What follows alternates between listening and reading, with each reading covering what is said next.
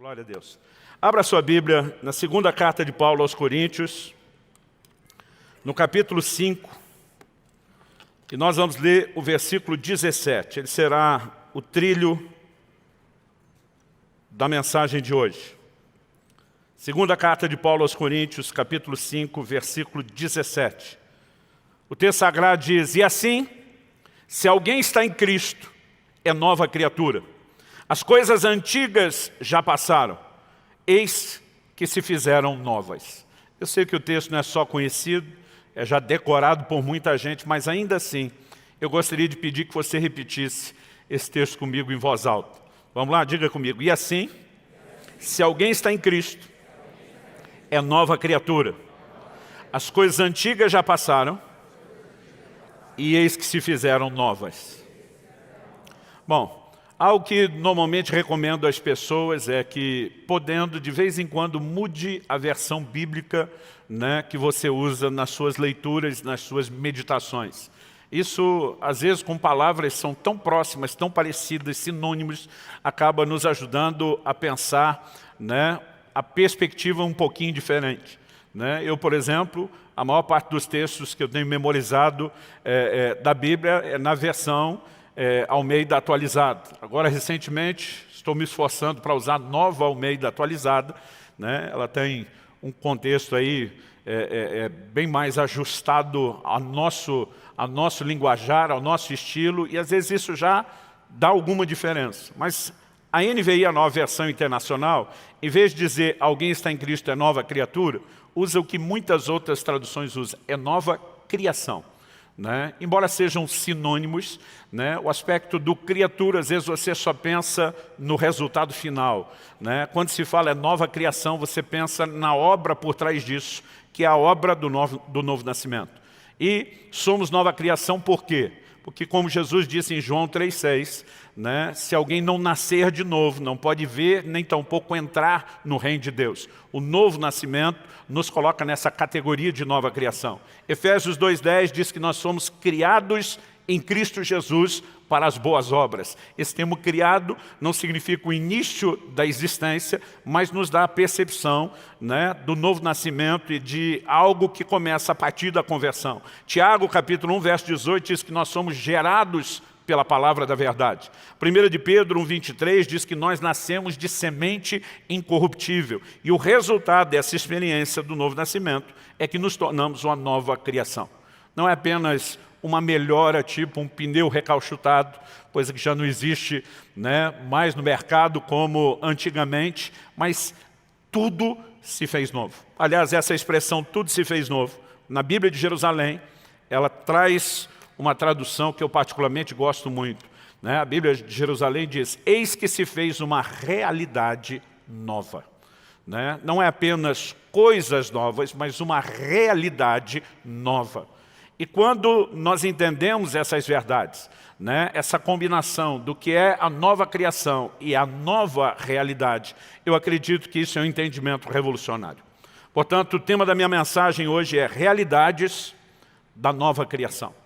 E para que a gente fale a respeito disso, eu quero construir o raciocínio aqui em cima de 3 fundamentos. Em primeiro lugar, nós vamos procurar entender a nova realidade. Em segundo lugar, eu vou detalhar o processo de como nós entramos na nova realidade. Mas em terceiro, nós vamos conversar e talvez gastar mais tempo nesse aspecto, falando exatamente desse processo prático que diz respeito à operação da fé. Então vamos lá, uma coisa de cada vez. Vamos começar falando da nova realidade. Quando a Bíblia diz se fez uma nova realidade, isso em momento algum pode ser questionado, no sentido de eu e você sabemos que a palavra de Deus é a verdade. Em João 17, o próprio Cristo declara ao Pai: a tua palavra é a verdade. No entanto, sem questionar Deus e a sua veracidade, muitas vezes os crentes se veem num conflito. Pastor, a Bíblia fala de uma nova realidade e eu não vejo evidência, não de coisa alguma, mas não de tudo isso na minha vida. Então, em 27 anos de pastorado, quase 30 anos pregando, aconselhando pessoas, eu já vi muita gente questionando a ausência de elementos da nova realidade na sua vida. E acredito que isso nos ajuda, então, a começar a partir de uma explicação. Essa realidade, a nova realidade da qual estamos falando, que a palavra de Deus menciona, ela está associada a uma dimensão e a um plano espiritual. Mas muitas vezes nós não temos essa consciência clara de, embora convivendo com o mundo natural, lembrar-nos ou viver uma consciência mais profunda de que nós também nos relacionamos com o mundo e uma dimensão espiritual. Aliás, todo relacionamento com Deus e a prática da vida cristã depende dessa consciência de que nós relacionamos com o mundo e uma dimensão espiritual. Jesus diz em João 4 para aquela mulher samaritana, Deus é espírito e importa que os seus adoradores o adorem em espírito. Se não entendemos que Deus está no plano espiritual e que há uma interação espiritual com Deus, o nosso relacionamento e intimidade com Ele vão estar muito limitados. Em 1 Coríntios 6, por exemplo, o apóstolo Paulo faz a seguinte declaração, aquele que se une ao Senhor é um só espírito com Ele. O que nós entendemos? Que a maneira de relacionar com Deus é basicamente espiritual. Agora, com isso em mente, eu quero que a gente possa considerar a declaração de Hebreus capítulo 11, versículo 3, que diz assim, pela fé, entendemos que o universo foi formado pela palavra de Deus, de maneira que o visível veio a existir das coisas que não são visíveis. O que é que a palavra de Deus está dizendo? Que nós nos relacionamos com o mundo natural, visível, aquilo que os sentidos percebem. Mas a criação desse mundo natural, ela veio a partir de uma realidade espiritual que era anterior à realidade natural. Porque muitas vezes não vemos o que é espiritual, nós ignoramos, vivemos alheios e desconectados. Mas nós não apenas temos que reconhecer que o mundo espiritual é muito real, eu diria até que não só é tão real quanto, eu diria é até mais real, porque o mundo natural veio a existir a partir do mundo espiritual. A Bíblia diz, as coisas visíveis, aquilo que se vê, veio a existir a partir daquilo que não se vê. Então o mundo da matéria foi criado a partir do plano espiritual. Sabemos que o homem, quando peca e perde a conexão com Deus, ele tem, obviamente, toda a sua capacidade de relacionar com o mundo espiritual afetada, limitada. No entanto, nós precisamos entender exatamente esse aspecto, de que o mundo espiritual, que está nessa categoria de invisível, ele requer de mim e de você uma atitude muito específica. Daqui a pouco nós vamos falar da fé, que é a convicção das coisas que não se veem. A fé, na verdade, não é a tentativa de ver algo novo que não existe hoje, mudando e acontecendo depois. Ela é a certeza de uma realidade que está numa outra dimensão e a convicção de que nós podemos trazer essa realidade para mudar aquilo que os olhos veem. Então, para entender isso, eu gostaria, se você for rápido de endereço, que você me acompanhasse num texto das Escrituras, lá em 2 Reis, no capítulo 6, do versículo 15 até o 17. Enquanto você localiza aí, 2 Reis 6, de 15 a 17, eu vou dar o pano de fundo. O reino do norte, nessa época do reino dividido, a nação de Israel, que era composta de 10 tribos, estava em guerra com a Síria. Era uma guerra já geracional, de muito tempo. O rei da Síria arma algumas armadilhas para o rei e o exército do rei de Israel. No entanto, o profeta Eliseu, usado por Deus, vai revelando tudo aquilo que ele está planejando contra e o rei de Israel vai escapando vez após vez dessas armadilhas. O rei da Síria reúne os seus principais e tenta descobrir quem é o delator, quem que está entregando o ouro. Eles, com medo daquilo, diz para o rei, não, tem um homem lá em Israel, um profeta, que ele sabe as palavras que você fala no seu quarto de dormir. A notícia não está vazando aqui de dentro. O problema é que lá tem um vidente que sabe tudo aquilo que o senhor entende. E o rei tenta simplificar a coisa. O problema é um homem. Descubra onde ele está. Informaram o rei da Síria.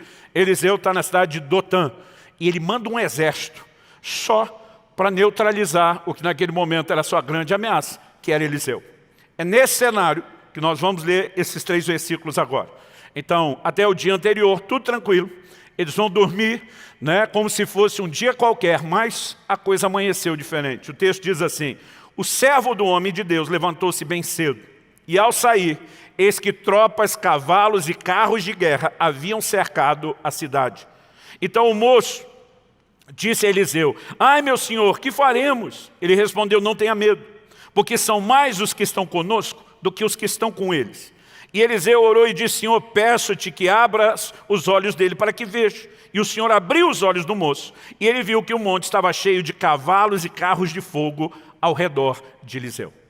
O que esse episódio nos ensina? Que nós convivemos com dois mundos distintos, natural e espiritual, visível e invisível. E que muitas vezes, cada uma dessas dimensões tem a sua própria realidade. Então a Bíblia diz que o moço se levanta cedo, contextualizando, a gente poderia dizer que acordou, foi na padaria buscar o pãozinho do café da manhã, e ele percebe agora a cidade cercada por um exército. Talvez a notícia já tenha chegado e sido rapidamente comunicada, que aquele exército está ali, justamente por causa de Eliseu. E esse moço é justamente o servidor, o discípulo, o companheiro de Eliseu. Então ele sabe, basicamente, que deu ruim para o lado dele. Corre desesperado ao homem de Deus: o que é que nós vamos fazer? Imagina ele descrevendo: a cidade está aí toda cercada, a situação é essa. Imagina o Eliseu. A tradução da Bíblia na linguagem de hoje do pastor Luciano Subirá, versão goiana e triângulo mineiro em homenagem a vocês, diz que Eliseu fala: calma, rapá. Ele diz assim: em maior número são os que estão conosco do que os que estão com ele. Na hora que Eliseu fala isso, eu imagino o moço fazendo a conta. 1, 2, 2, 1. Olhando aquele exército numeroso e tentando entender como eles poderiam estar em maior número. Eliseu percebe que ele está checando a declaração que foi feita na dimensão errada. Ele diz: Senhor, abre os olhos do moço. Que olhos são esses? Ele não está falando dos olhos naturais. Os olhos naturais estão vendo o problema e a realidade do mundo natural. Eliseu fez uma declaração que ela está baseada e fundamentada numa outra realidade, a dimensão espiritual. Eu não sei se Eliseu estava vendo ou se Eliseu estava apenas crendo. Mas Eliseu pede a Deus que abra os olhos do moço para que o moço possa ver. E a Bíblia diz: Deus abriu os olhos do moço. E quando Deus abriu os olhos espirituais, ele agora enxerga a realidade que os olhos naturais não enxergam. Ele vê um verdadeiro exército de Deus, não apenas em volta da cidade, mas destacado para proteger Eliseu. E agora ele descobre uma outra dimensão, que tem uma outra realidade, eu diria até conflitante com a realidade que ele checou no mundo natural. E quando nós começamos a entender essas dimensões e as suas realidades, nós precisamos, de maneira muito prática, entender como lidar com a diferença das declarações que Deus faz sobre a nova realidade e aquilo que muitas vezes eu e você estamos constatando na nossa própria vida. Porque muitas vezes estamos procurando as evidências do que Deus falou numa dimensão e a realidade do que Deus falou está em outra dimensão. A palavra de Deus é espiritual e ela retrata verdades espirituais. Em João 6,63, Jesus diz: as palavras que eu vos tenho dito são espírito e vida. Ele estabelece a palavra de Deus nesse padrão e nessa dimensão espiritual.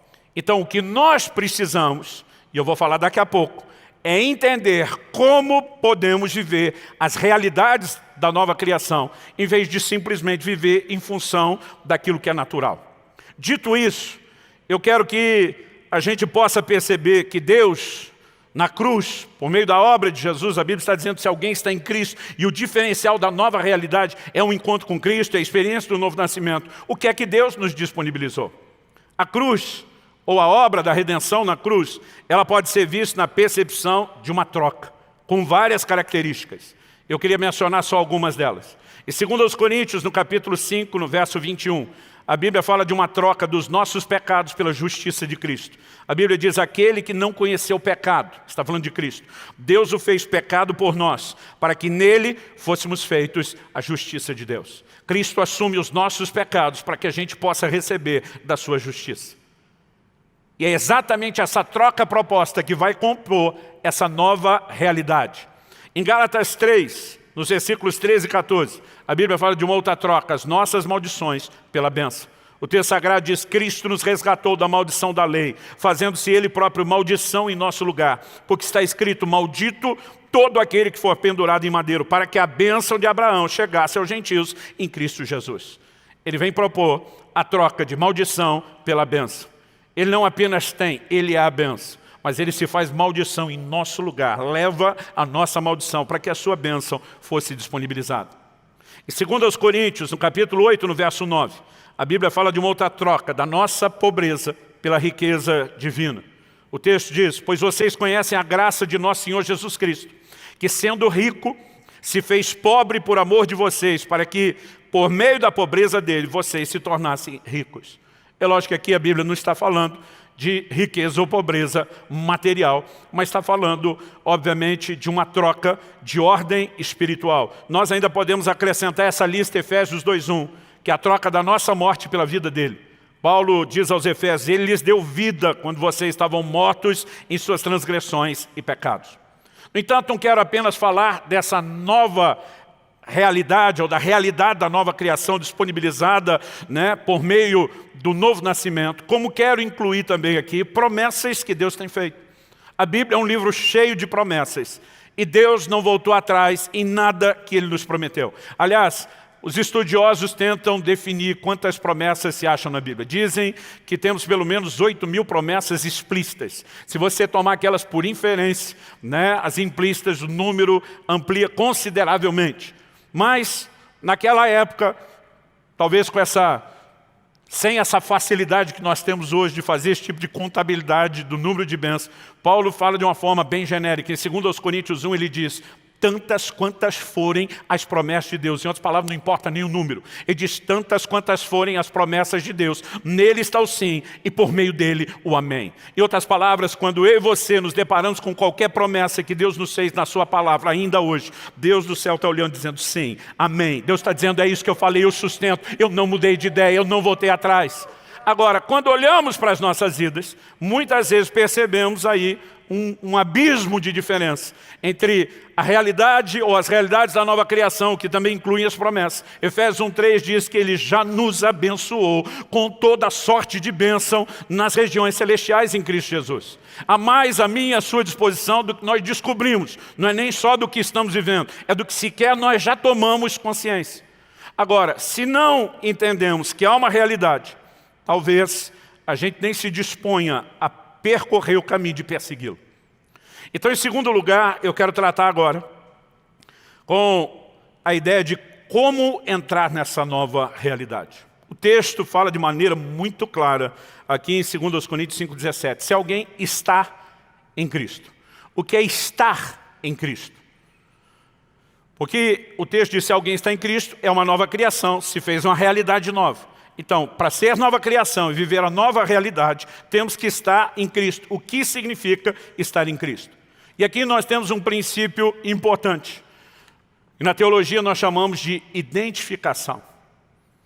Parte-se do pressuposto que tudo o que Cristo fez, Ele fez em nosso lugar.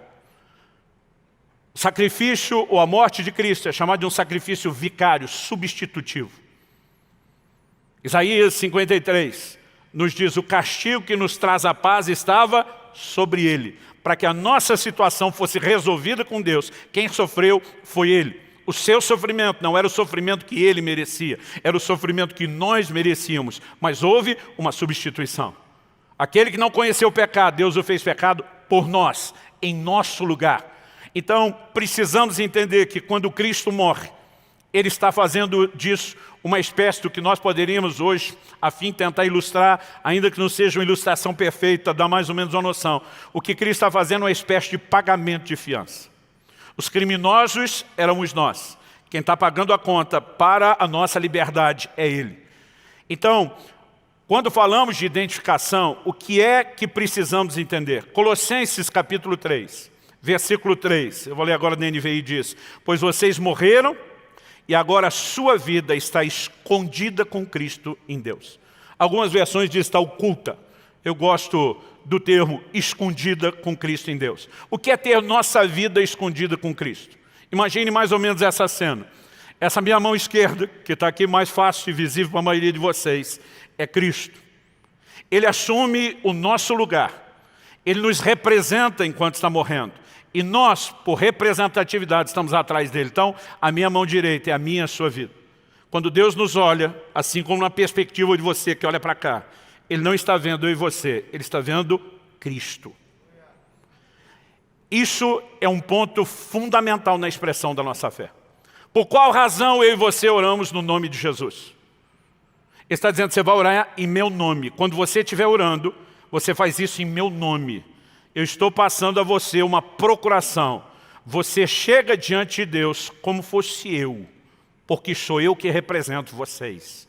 Você consegue entender o que significa orar em nome de Jesus? É como se Ele mesmo estivesse orando.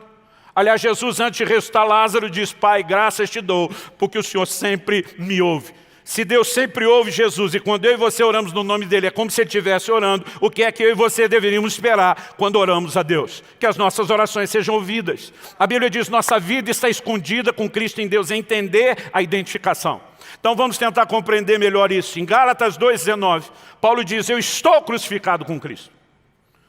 Se houvesse um meio, vamos dar asas à imaginação, se existisse uma espécie de máquina do tempo, a gente pudesse entrar nela, voltar ao momento onde Paulo fez essa declaração: estou crucificado com Cristo, nós não iríamos encontrar Paulo e o corpo de Jesus pendurados junto na mesma cruz. O que Paulo está falando não era literal. Ele está dizendo que porque Cristo morreu no seu lugar, quando Cristo foi crucificado, Paulo se via naquela cruz, porque Ele o substituiu e Ele o representou. Então, diante de Deus, Paulo sabia: eu fui crucificado quando Cristo foi crucificado em meu lugar. Então isso é identificação, é entender que Ele veio para nos representar. Então Paulo diz: eu estou crucificado com Cristo. Mas ele não para aí. Em Colossenses 2,20 ele diz: vocês morreram com Cristo. Quando Cristo morreu, nós morremos, porque Ele estava nos representando.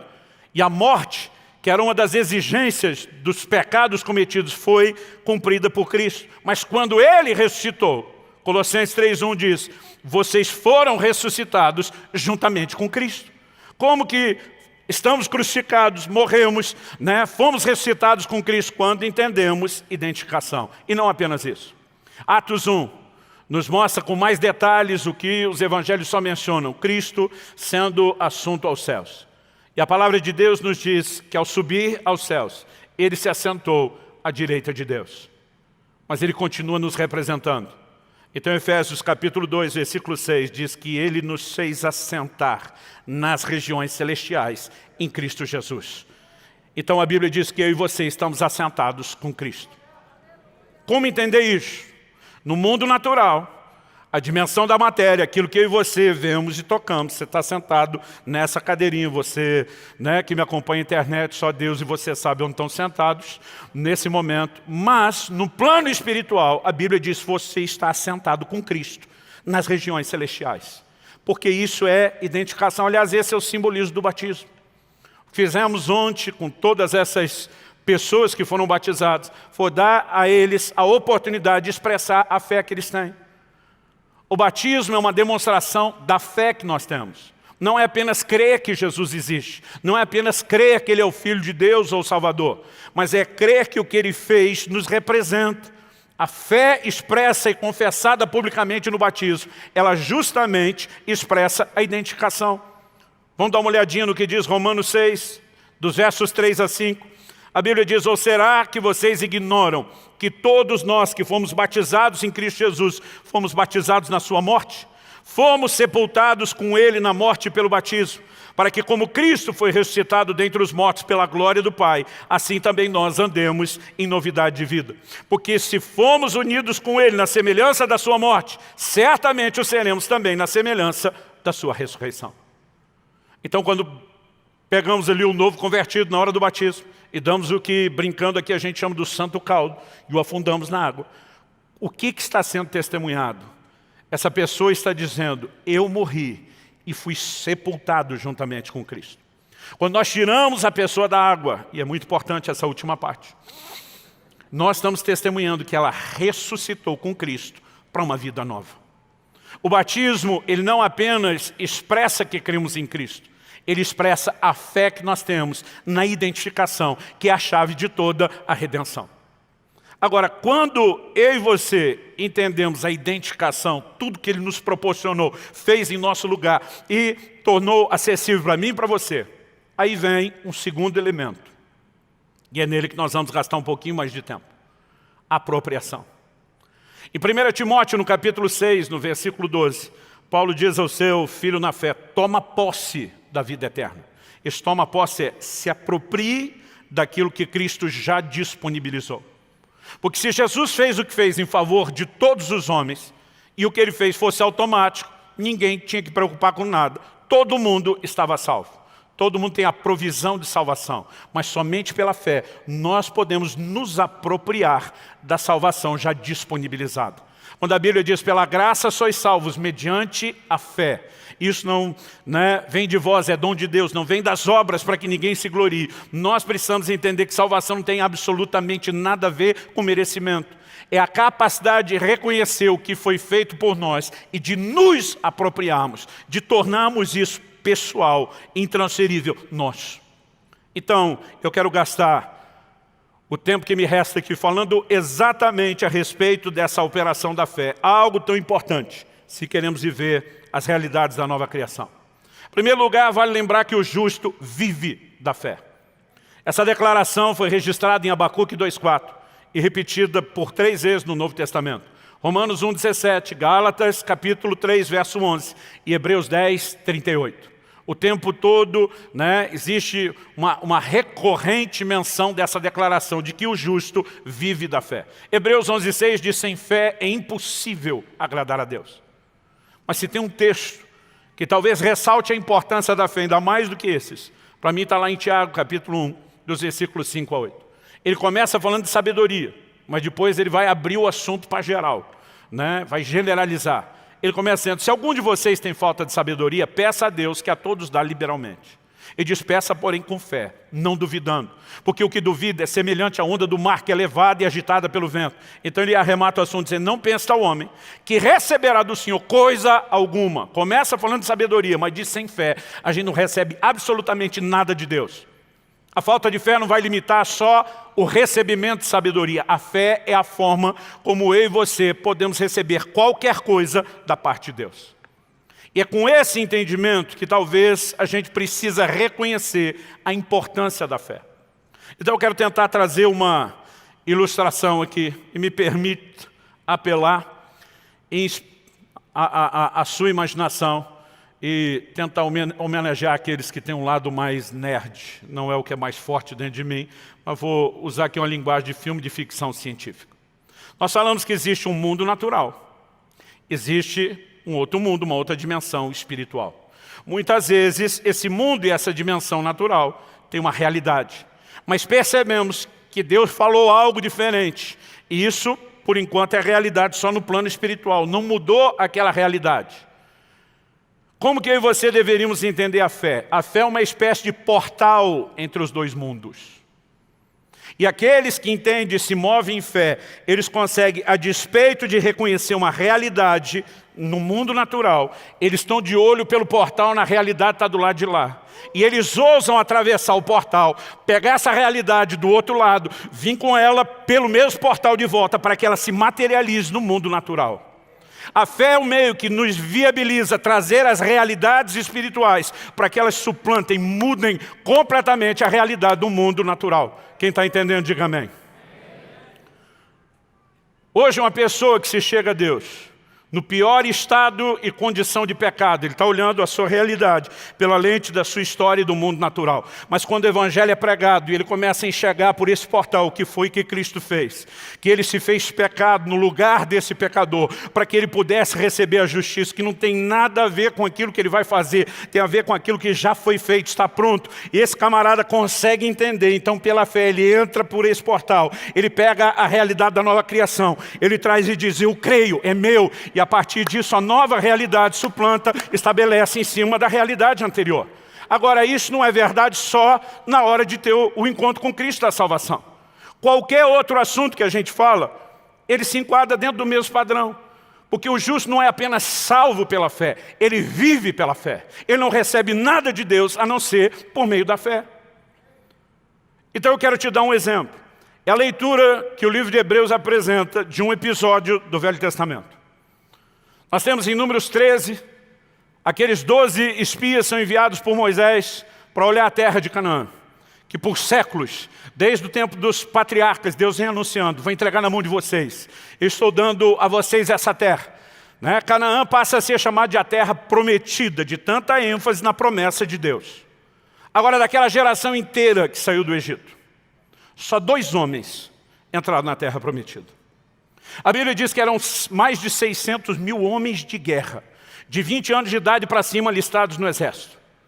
A partir disso a gente consegue imaginar o tamanho do povo.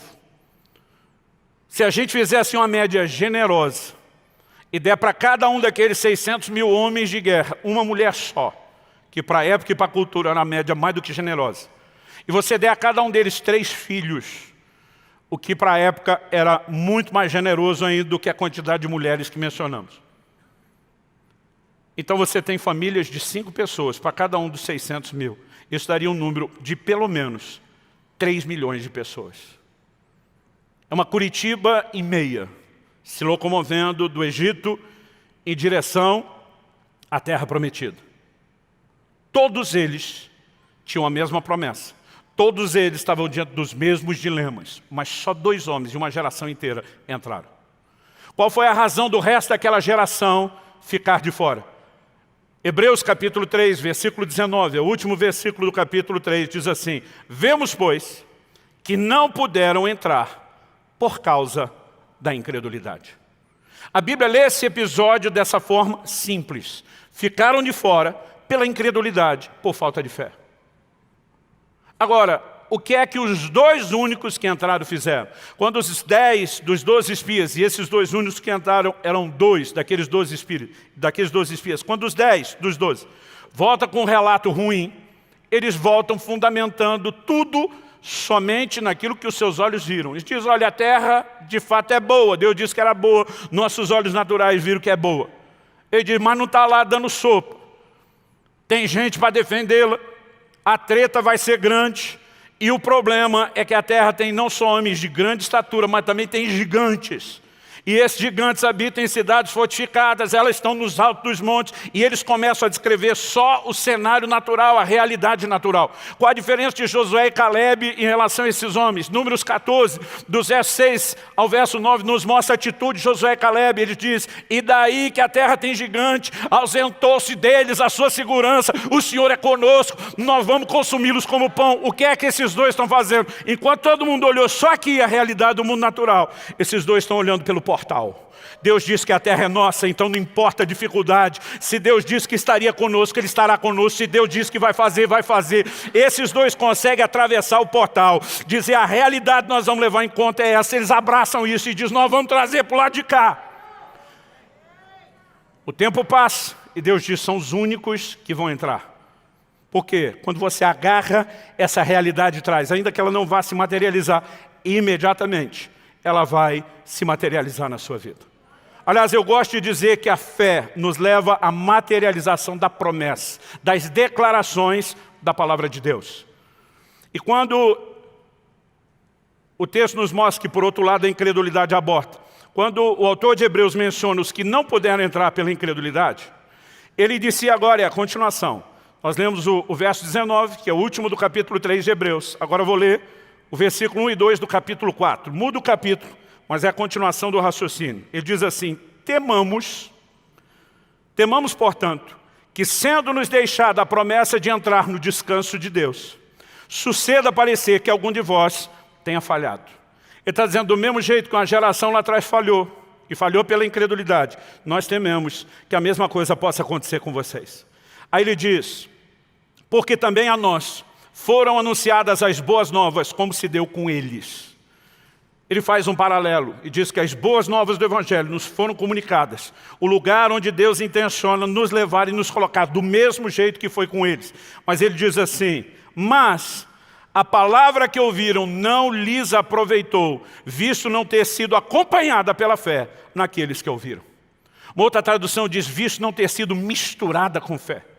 Por que a palavra que Deus declara precisa de fé para que se torne realidade? Porque ela é realidade nesse plano e nessa dimensão espiritual. Ela não necessariamente vai mudar a dimensão natural, a menos que quem está do lado de cá ouse passar pelo portal, agarrar aquilo que Deus falou, dizer eu não solto, essa é a minha realidade. Então ele consegue trazê-la e estabelecê-la para o lado de cá. Se não, ele pode até tomar conhecimento que Deus falou algo e nunca ver a materialização daquilo que foi dito ou prometido. Quem está entendendo, diga amém. Nós precisamos entender que basicamente a fé, se a gente tiver que simplificar uma outra definição aqui, é a capacidade de dar crédito à palavra de Deus. de levar a sério o que Deus falou, de dizer a palavra de Deus é digna de confiança. Em 1 de João, no capítulo 5, no versículo 10, a Bíblia diz assim: aquele que não dá crédito a Deus o faz mentiroso. Outra versão só diz: quem não crê em Deus, mentiroso o faz. Então vamos repetir: aquele que não dá crédito a Deus o faz mentiroso, porque não crê no testemunho que Deus dá acerca do seu Filho. Deus está dizendo aqui no plano espiritual, essa é a verdade. A pessoa do lado de cá diz, não creio, está dizendo, você é mentiroso. Agora, que sabe que a fé se apoia no caráter de um Deus que não pode mentir, ela simplesmente olha e diz, estou vendo nada disso que você falou, mas se do lado de cá o Senhor está dizendo que é a realidade, eu entro pelo portal da fé, eu pego essa realidade, eu vou trazê-la para o lado de cá. Deveria ser muito mais simples. Mas muitas vezes, até porque não entendemos a operação da fé, nós temos dificuldade de agir da forma correta. Outro dia alguém me perguntou, pastor, como a fé opera? Eu disse, ela tem pelo menos 3 facetas. E muitas vezes você vai ter uma característica forte no comportamento de um personagem bíblico, às vezes outro. Na verdade, eu acredito que há momentos que todas elas estão em operação e algumas vezes a gente pode dar mais evidência a uma do que a outra. Eu não diria que necessariamente tem que ser um ou outro. Mas pelo menos 3 coisas que a gente pode destacar sobre a operação da fé. A fé tem uma confissão, a fé tem uma visão e a fé tem uma ação. Você pode repetir isso comigo? É só perfeito didático. Né? De vez em quando tem sempre alguém, pastor, é espiritual esse negócio de repetir. Eu digo, não, é didático, é só para te ajudar a lembrar. Então diga comigo, a fé tem uma confissão, a fé tem uma visão e a fé tem uma ação. O que Josué e Caleb estavam fazendo? Eles se levantam e começam a declarar. Ausentou-se deles a sua segurança. O Senhor está conosco. Nós vamos vencê-los. Confissão. A fé tem uma visão. Os outros espias voltam só contando aquilo que o olho natural viu. Esses dois estão olhando pelo portal e enxergando o que Deus prometeu e a materialização disso. Enquanto aqueles 10 junto com o povo estão dizendo, vamos embora, esse negócio não é para nós, não vai dar certo. Eles estão dizendo, nós vamos cair para cima. Anos depois, Caleb está diante de Josué, que agora lidera, e diz, você lembra o que Deus falou a nosso respeito? Ele diz, me dá aquele monte cheio de gigantes, os lugares difíceis, eu quero viver tudo aquilo que nós sonhamos desde aquele tempo, nós vamos agir de acordo com isso. A fé tem uma confissão, ela tem uma visão e tem uma ação. Sobre a confissão, Paulo diz em Romanos 10, versos 9 e 10, se com a tua boca você confessar Jesus como Senhor, e em seu coração crer que Deus o ressuscitou dentre os mortos, você será salvo. Porque com o coração se crê para a justiça, e com a boca se confessa a respeito da salvação. Com o coração se crê, e com a boca se confessa. Em Marcos 11, 23, Jesus diz, qualquer que disser a esse monte, ergue-te e lança-te no mar. Olha o que ele está dizendo, qualquer que disser, falar ao monte, e não duvidar no seu coração. A fé do coração tem que ser verbalizada. Segundo lugar, ela tem uma visão. Em Hebreus 11, 27, falando de Moisés, a Bíblia diz, pela fé Moisés abandonou o Egito, não ficando amedrontado com a ira do rei, pois permaneceu firme como quem vê aquele que é invisível. Outra tradução diz só, como quem vê o invisível. Como que alguém vê o invisível? Pelos olhos da fé.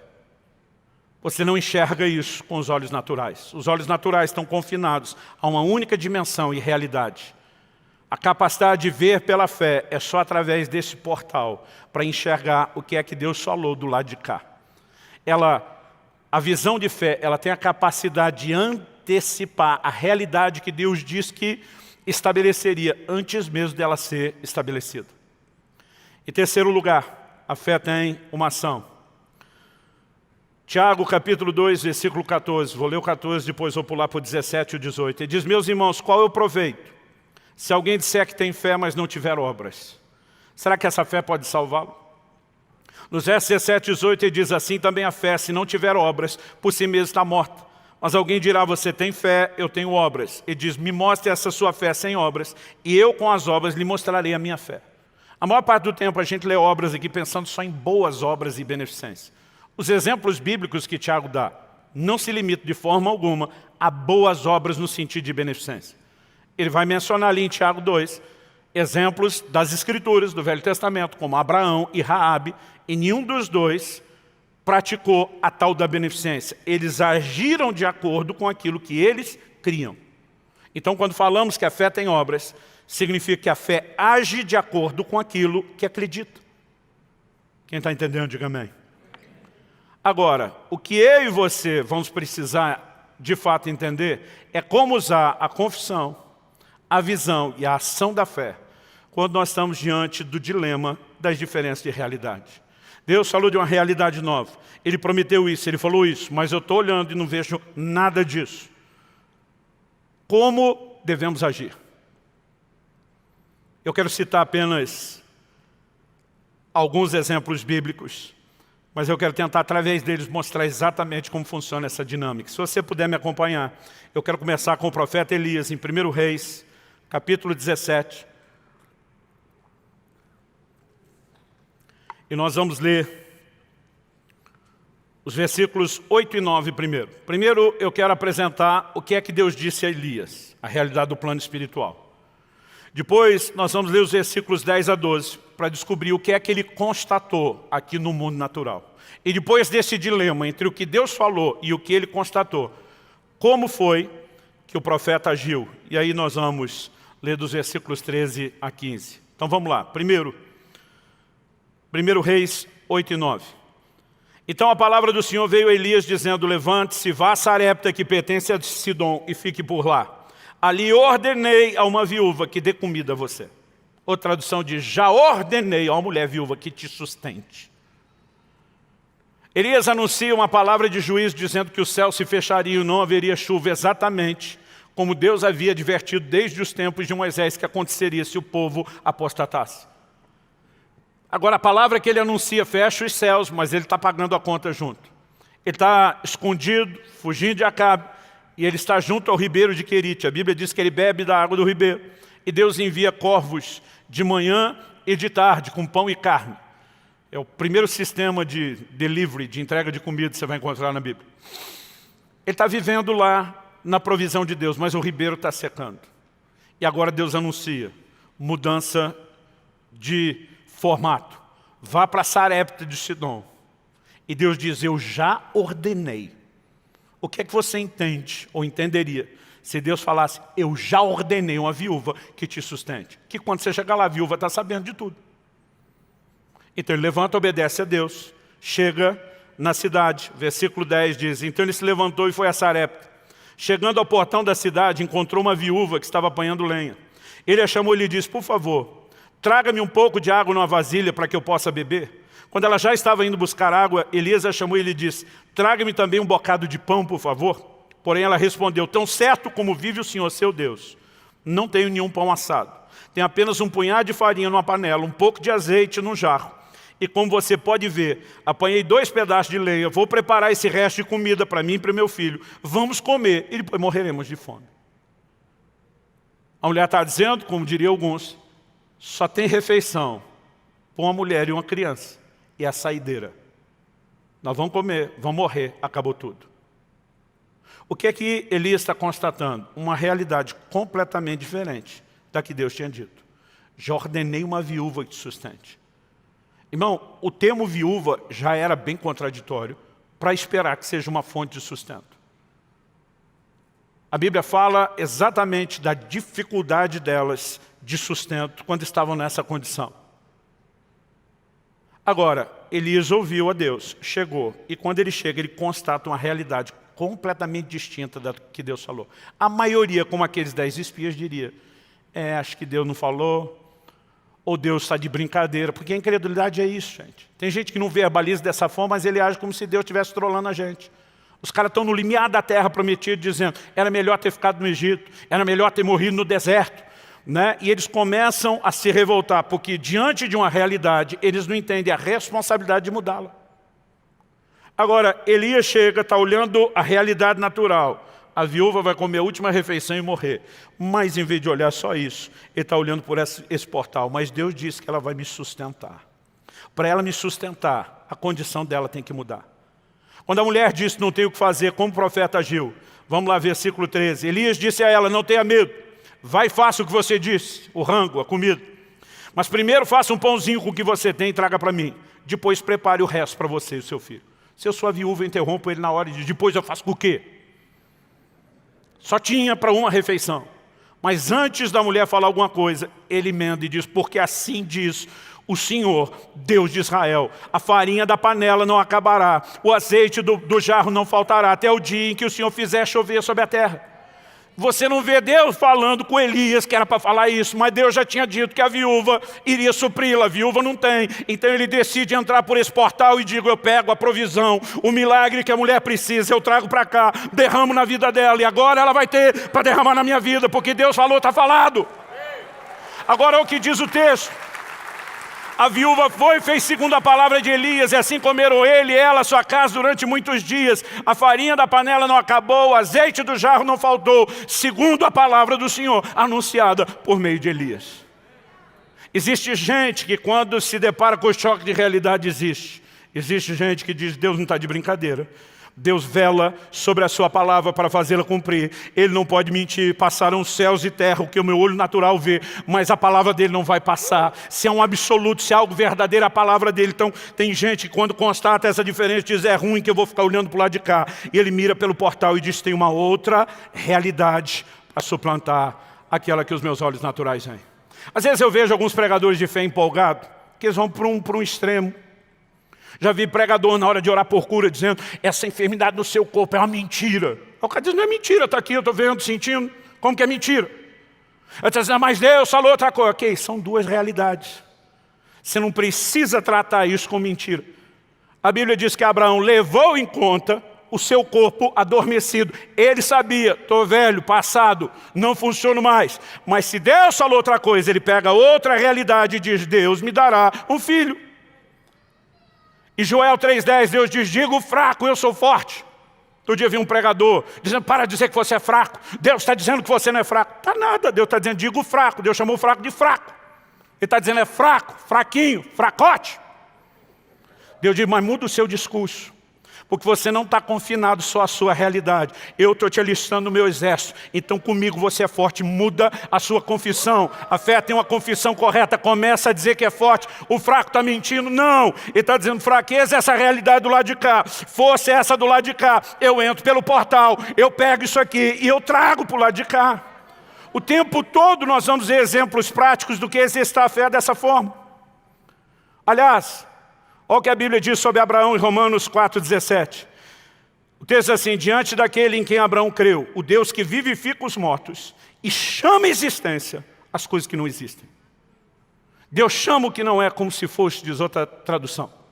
Deus chega para Abraão e diz, estou mudando seu nome. Ele era só Abrão. A mudança que Deus faz, coloca um H e um A a mais. No português a gente não tem esse fonema, como por exemplo no inglês e outras línguas, que daí são de Abraão. Esse fonema que Deus aumentou, mudou o significado do nome dele. E agora o nome dele passa a significar pai de multidões. O cara não tem um filho. Mas Deus diz, é pai de multidões. Você imagina o cara chegando em casa, falando para a mulher, para os servos, ninguém mais me chama do velho nome, agora me chama de pai de multidões. Todo mundo ia dizer, o velhinho pirou.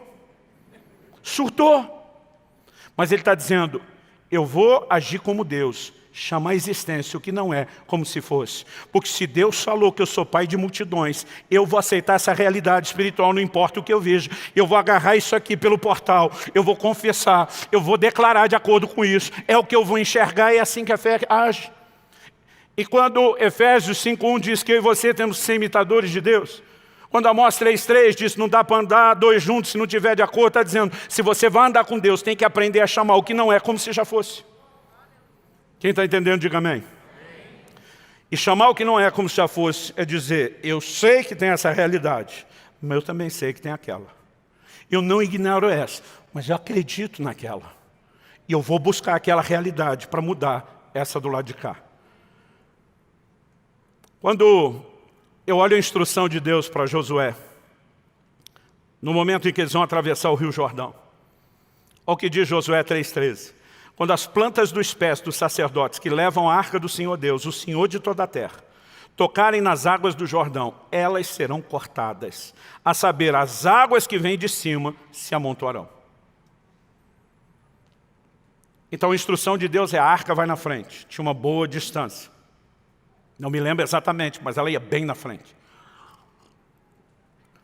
Deus diz, e eles estavam indo na frente do povo, quando os pés dos sacerdotes tocarem nas águas, Deus diz, eu vou cortar as águas. Isso foi o que Deus falou. Agora vamos olhar o que aconteceu. Versículos 15 a 17 de Josué 3.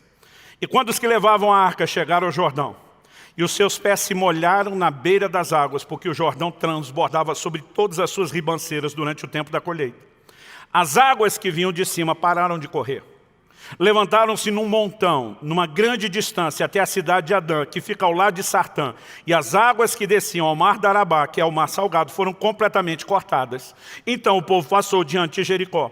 Porém os sacerdotes que levavam a arca da aliança do Senhor pararam firmes no meio do Jordão. E todo Israel passou a pé enxuto, atravessando o Jordão.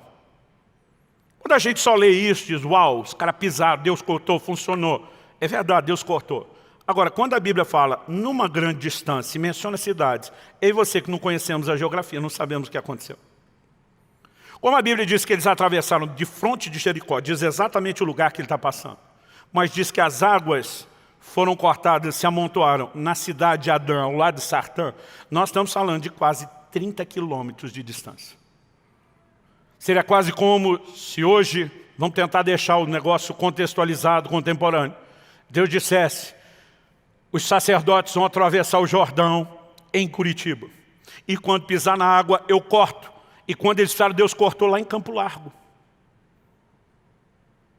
Ou seja, Deus cortou na hora, cortou. Eles viram ser cortado? Não. Eles precisaram acreditar que o que Deus falou é verdade. E esperar até que aquela realidade se estabelecesse diante dos olhos dele. Muitas vezes eu e você, quando decidimos agarrar a realidade do lado de cá, isso não significa que nós vamos ver resultados imediatos. Às vezes essa água não escoa tão rápido quanto eu e você queremos, mas o que nós precisamos acreditar é que ela está escoando e a realidade vai mudar. Quem está entendendo, diga amém. Então o tempo todo nós vamos ver qual é a instrução divina, o que aconteceu e como as pessoas se conduzem. Vamos falar de Paulo, quando ele está naquele navio que deveria ir a Roma e acaba por um naufrágio parando em Malta. Olha o dilema de Paulo, Atos 27 e 20 diz, não aparecendo havia já alguns dias nem sol nem estrelas, e caindo sobre nós grande tempestade, dissipou-se afinal toda a esperança de salvamento. Esse caindo sobre nós é Lucas escrevendo, provavelmente como parte da equipe que está acompanhando Paulo. Agora, quando o crente diz, dissipou-se afinal toda a esperança de salvamento, né, eles estão dizendo, não deu ruim, não tem mais escape, não reverte mais. É no meio desse cenário, a realidade natural que todo mundo está vendo, que Paulo levanta para dizer o que Deus disse. Ele diz, porque essa mesma noite um anjo de Deus, a quem pertenço e a quem sirvo, esteve comigo dizendo, Paulo, não tenha medo, é preciso que você compareça diante de César. Ele apela para ser julgado a César, para ter a chance e a oportunidade de pregar o Evangelho. E Jesus está dizendo, eu estou contando com isso, você tem que estar lá, não tenha medo. Em outras palavras, Jesus estava dizendo o quê? Não é o fim. Eu tenho propósitos para você que ainda não foram cumpridos. E diz, é preciso que você compareça diante de César, e eis que Deus, por sua graça, lhe deu todos os que navegam com você. Então aqui nós temos a realidade natural. Agora Paulo está falando do que Deus disse, uma outra realidade, como ele agiu. Atos 27, 25 diz, portanto, senhores, tenham coragem. Quando ninguém tem mais esperança, ele está dizendo, tenham ânimo, pois eu confio em Deus que tudo vai acontecer conforme me foi dito. É a declaração do reino espiritual que vai me guiar e deveria guiar vocês. Tem uma outra realidade diferente da que vocês estão vendo, que pode ser trazida pelo portal da fé e estabelecida do lado de cá. Ele diz, vai acontecer exatamente do jeito como me foi dito. Porque quem não crê em Deus, mentiroso o faz. Eu quero que você fique em pé, para parecer que nós estamos terminando. Deixa eu fazer uma recapitulação bem expressa aqui. Há uma nova realidade em Cristo. Entramos nessa nova realidade por meio da identificação e da apropriação.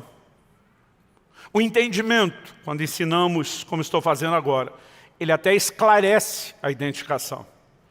Mas o que garante a nova realidade é a apropriação que vem pela fé. E na hora de exercitar essa apropriação pela fé, nós precisamos levar em conta a questão de realidades. Quando o apóstolo Paulo diz, em 2 Coríntios, no capítulo 5, no versículo 7, visto que andamos por fé e não por vista, ele está tentando dizer o quê? Que a fé não depende da vista natural. Smith Wigglesworth, o apóstolo da fé, dizia, eu não sou movido por aquilo que vejo, nem por aquilo que sinto. Eu sou movido por aquilo que creio, e eu creio na palavra de Deus. É uma escolha. Pastor, o que eu devo fazer com tudo isso depois que sair daqui? Eu quero te encorajar a destacar na leitura bíblica, em especial o Novo Testamento. Tudo aquilo que revela quem você é, o que você tem e o que você pode em Cristo. Esse em Cristo faz parte da nova realidade, ainda que você não veja que isso está acontecendo. Ah, pastor, eu vejo Paulo dizendo, tudo posso naquele que me fortalece, mas não tenho nem coragem de repetir, porque na minha vida não é verdade. Não, naquilo que você está enxergando ainda não é. Naquilo que Deus falou, é a verdade. Então nós precisamos começar a destacar, e a partir disso expressar nossa fé, como? Falando, visualizando o que Deus falou e agindo de acordo com isso. Se nós queremos viver a nova realidade, o depósito de Deus, não tem outro caminho. O mesmo Smith Wigglesworth, o apóstolo da fé, dizia, Deus deseja que tenhamos uma audácia tal na fé, que ousemos crer em tudo o que está escrito na palavra.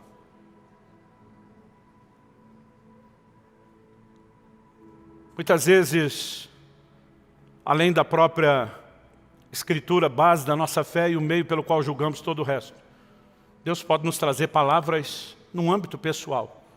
E nós temos que ter a mesma dinâmica de fé. Quando Deus falou conosco a respeito desse lugar, a gente não tinha ideia que depois de seguir uma palavra e uma direção dele, nós levaríamos mais de 2 anos para conseguir terminar o que precisávamos fazer aqui e entrar. Mas cada vez que se levantava uma dificuldade, a nossa decisão era, nós não vamos ficar olhando essa realidade. Nós vamos olhar pelo portal e vamos lembrar o que é que ele falou.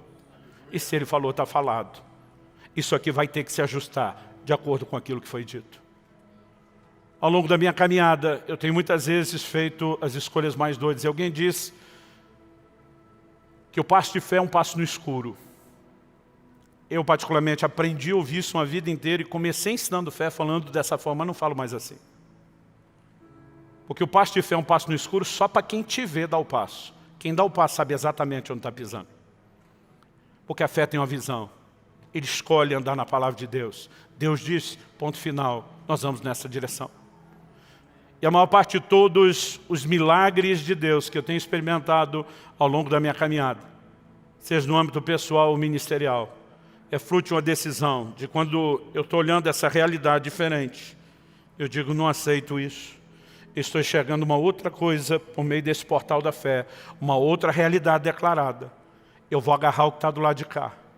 E não importa se essas águas vão ser cortadas instantaneamente ou se vai levar tempo para que elas escoem, eu vou viver a transposição da realidade espiritual para o mundo material. É assim que eu e você precisamos agir. Isso não apenas vai nos permitir ter experiências com Deus. Isso não apenas vai nos abençoar no sentido de ver circunstâncias sendo mudadas. Mas vamos parar de pensar só na gente, porque nada que Deus faz por mim e por você deveria parar só na gente. Ele não salvou você só para você ser salvo, mas para depois de você ser salvo, você ajudar a salvar os outros. Ele não faz nada por você que Ele queira que pare só em você. Agora você consegue imaginar se nós tivéssemos um exército de crentes, vivendo essa transferência de realidade, o sobrenatural se estabelecendo, o nível de inspiração que a gente não provocaria para a fé de tantos outros. Então eu e você temos responsabilidade de viver o sobrenatural, não é apenas para ter uma vida cristã mais legal ou cheia de aventura, mas para promovermos honra e glória ao Senhor e contagiarmos o coração de muitos outros. Então eu gostaria que você orasse. Talvez você está diante de uma situação nesse momento que está te assustando. E você precisa lembrar que é um portal pelo meio do qual você pode olhar e vislumbrar aquilo que Deus falou. E que você precisa lutar para trazer aquela realidade, para transpor a realidade que os seus olhos naturais enxergam. Talvez você estava no time daqueles que já estavam dizendo, vamos dar meia volta, voltar para o Egito. Talvez você estava naquela crise de fé, não sei se chama crise de fé ou de incredulidade. Deus trollou a gente, nada disso vai acontecer. E você precisa de uma mudança de atitude. E eu quero te encorajar a fazer isso exatamente agora. Mas enquanto você ora pelas suas questões, eu quero fazer o que costumamos fazer normalmente no final de cada ministração. Eu quero fazer um convite muito específico a quem nesse momento diga: eu quero viver as realidades da nova criação, mas eu sei que a porta de entrada é estar em Cristo e eu ainda não resolvi isso. E você ainda não entregou a sua vida a Jesus. Talvez você nunca havia entendido até hoje o que é que Ele fez por você e como acreditar, né, nesse processo de identificação e apropriação para que o que Ele fez se torne real para você. Mas você tem hoje a melhor e maior oportunidade da sua vida de mudar completamente a sua história, entregando sua vida a Jesus. E eu quero te encorajar. Vou fazer um convite que é público, mas eu quero que você saiba que isso não é uma exposição. O que você tem nesse auditório é uma torcida. Tem muita gente já orando pela decisão que você está prestes a tomar. Jesus disse: todo aquele que me confessar diante dos homens, eu também o confessarei diante do meu Pai e dos anjos que estão nos céus. Mas todo aquele que me negar diante dos homens, eu também o negarei diante do meu Pai e dos anjos que estão nos céus. Confessá-lo ou negá-lo é algo que se resolve em público, diante de testemunhas. O bom é que essas testemunhas, como eu disse antes, não estão te julgando, elas estão torcendo por você. Aliás, Jesus disse que há festa nos céus quando o pecador se arrepende. E Ele nos mandou orar para que a vontade dEle seja feita aqui na terra, como é feito no céu. Então o Deus que quer que tenha festa no céu, quando alguém se arrepende, também quer que tenha festa aqui embaixo. E nós fazemos festa. Nós vamos celebrar e não só apoiar a sua decisão. Mas há também aqueles que talvez tenham se afastado e se distanciado de Cristo, que um dia já tomaram essa decisão, disseram: não, eu estou em Cristo. Mas por diversas razões, que nós nem vamos tentar especular de tantas possibilidades, você se afastou. E você precisa de reconciliação. Você precisa de um conserto. Talvez sua cabeça esteja dizendo que as coisas nem estão tão ruins assim, mas o seu coração está queimando e você sabe que precisa de um recomeço.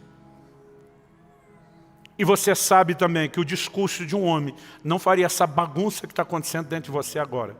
Isso é Deus te constrangendo, é Deus te chamando. E eu quero fazer um convite, um apelo forte a você hoje. Não deixe isso para depois. Tem gente que diz: não, eu até quero resolver, eu só não sei se eu estou pronto. A Bíblia diz: hoje é o dia aceitável. Hoje é o tempo da salvação. Não é amanhã, não é depois. A Bíblia diz: se hoje ouvides a sua voz, não endureça o coração. É você que decide abrir e corresponder com Deus ou se fechar.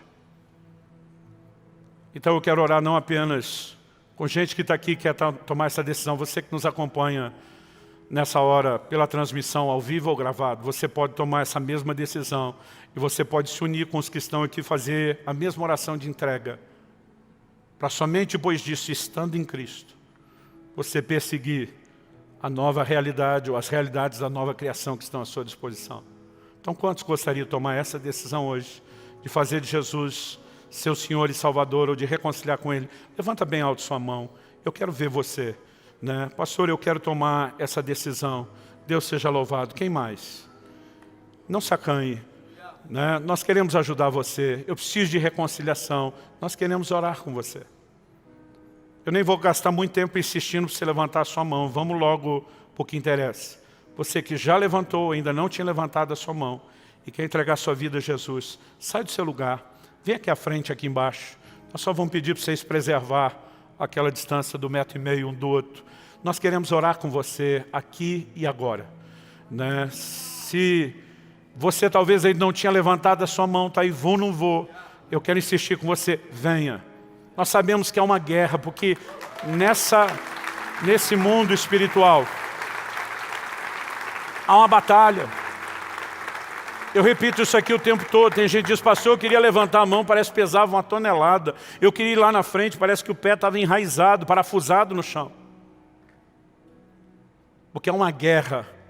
Nesse mundo espiritual há um outro reino que não quer abrir mão de muita gente, que é o reino das trevas. Mas na autoridade do nome de Jesus, eu declaro cada pessoa nesse lugar livre de toda amarra espiritual. Eu quebro toda a cadeia aqui. Para esses que nos acompanham agora, eu quebro toda a amarra. Você é livre para atender o convite do Espírito Santo de Deus.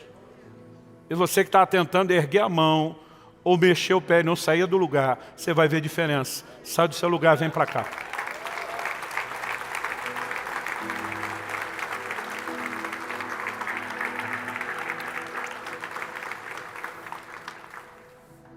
Há mais alguém? Dá uma checada com quem está perto de você aí. Fala, você já entregou sua vida a Jesus? Mesmo se ele falar que sim, dá uma nova conferida e diz, tem certeza? Fala para ele, se você estiver precisando ir lá, eu posso te acompanhar.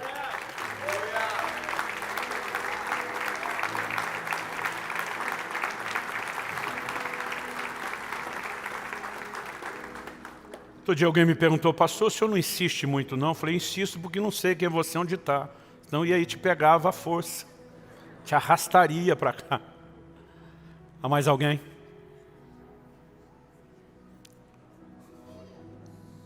Aqui às vezes a gente está aqui no aeroporto, a última chamada faz umas 10 vezes. Última chamada.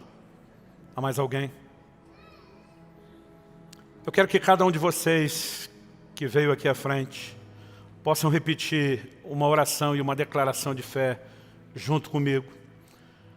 E você que está nos acompanhando à distância e quiser fazer essa oração, o importante não é mero e simplesmente repetir o que eu vou dizer, nós só queremos te ajudar a expressar fé de acordo com aquilo que foi pregado a você. Então eu vou pedir a cada um de vocês, os que nos acompanham, se depois de eu fazer a oração você entender que isso expressa o que você conseguiu entender, acreditar e que você pode falar de forma sincera, eu vou pedir então que você diga comigo, repita logo depois de mim em voz alta. Diga comigo, Senhor Jesus, eu reconheço a minha condição de pecador, mas reconheço a Tua provisão em Cristo para a minha salvação. Eu me arrependo dos meus pecados e das consequências que trouxeram até no meu relacionamento contigo. Mas hoje, eu me aproprio pela fé do meu perdão, da minha justificação. Eu declaro que a partir de hoje, sou filho de Deus, sou redimido por Jesus Cristo e começo uma nova vida. Invoco o Teu nome, Jesus, e a salvação que há no Teu nome. E a partir de hoje, eu entrego o controle da minha vida nas Tuas mãos. E peço a liderança do Teu Espírito Santo, a manifestação da Tua graça, me ajudando a viver essa jornada. Eu declaro um novo início, em nome de Jesus, e para a glória de Deus. Amém. Você pode dar ao Senhor mais um forte aplauso. Aleluia!